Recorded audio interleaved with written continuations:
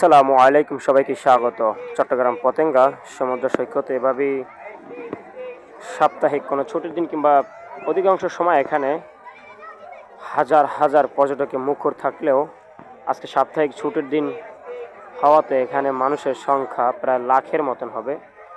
পুরা এই সমুদ্র সৈকতের আশেপাশে আমরা দেখেছি প্রচুর পরিমাণে মানুষের সমাগম। তার ভিতরে এখন সূর্য ডুবে গেছে, মাগরিব পার হওয়ার পরে কিন্তু মানুষের সংখ্যা কিছুটা কমতে শুরু করলেও কিন্তু এখানকার পরিবেশটা অনেক মন মুগ্ধকর।